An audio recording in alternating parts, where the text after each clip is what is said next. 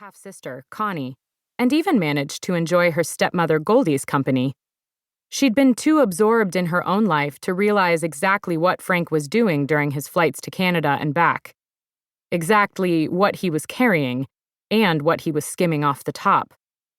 His employers, however, had no such problem. They knew Frank was selling a goodly portion of the Canadian whiskey they brought in to a few customers of his own, and they had no qualms about making their displeasure known.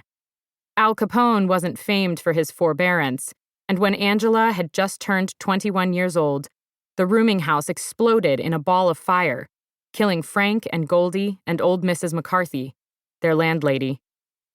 Angela had been flying at the time. Connie had been in school. In the morning, they'd been a happy, if somewhat motley, family. By the afternoon, they were two orphans with no home, no money, nothing but an old airplane hangar on a private airfield, two slightly battered planes, and the uncertain fear that gangland recrimination might not end there. Angela's tears had dried the moment she understood the situation. The police made it very clear. Frank Hogan's feckless ways had gotten them into this mess, endangering his children, killing his wife and another innocent woman. Therefore, he wasn't worth mourning. What mattered now was for Angela to make some sort of life for herself and her teenage sister.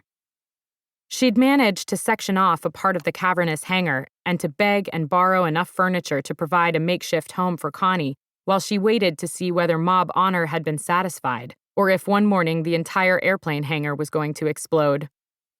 Her small, post-crash inheritance lasted them exactly 14 months, long enough for Connie, now calling herself Constance, to graduate from high school, long enough for Angela to win a few air races, earn a little bit of money giving lessons, carrying freight. But Angela couldn't earn enough, not at first. People were reluctant to hire a woman, a young one at that. They were frightened enough of airplanes, not to mention the utter panic of entrusting their lives to a female not much past 21. So Angela had made her first trip back into Chicago to her great-uncle Richard, who'd always had a fondness for her. His gift had enabled her to become the first woman to fly nonstop from Chicago to Denver, not to mention pay their overdue bills and keep Constance in nail polish. The newspaper coverage, calling Angela the newest darling of the air, brought in more business, enough to keep them going a while longer.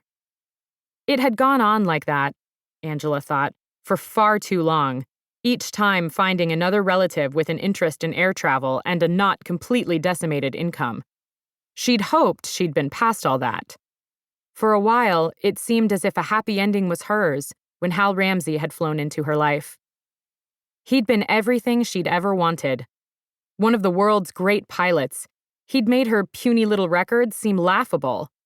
He'd forgotten more about flying than she would ever know, and he'd taken Hogan Air Freight in hand and brought in more business than they could handle. They'd bought 2 more planes, hired Thomas Crowley, better known as Sparks, as a third pilot, and become practically solvent. And Hal, dear man, had loved her, wanted to marry her, and never pushed her further than she was ready to go. She wished he had pushed her. Maybe now she'd have something to show for those years besides a mountain of debts, a mechanic who didn't know a twin engine from a biplane, one pilot whose eyesight wasn't all that it should be, and another who was an out-and-out drunk and a thief. But she kept postponing things, and 2 weeks before the wedding, Hal had died trying to break the record flight from Newfoundland to Havana, Cuba, and breaking her heart at the same time. So she was back to begging money from her family. She had enough to make ends meet, particularly since she was about to fire both Bellamy and the half-baked mechanic he'd recommended.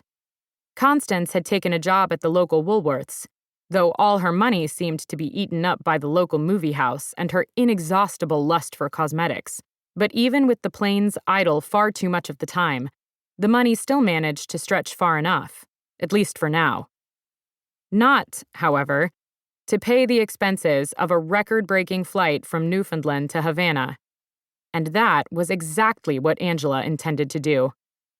She knew just how to approach her cousin Clement. He was a decent businessman. He had to be, in the dark days of the Depression, in order to keep any of his money. He was looking ahead toward the darkening clouds.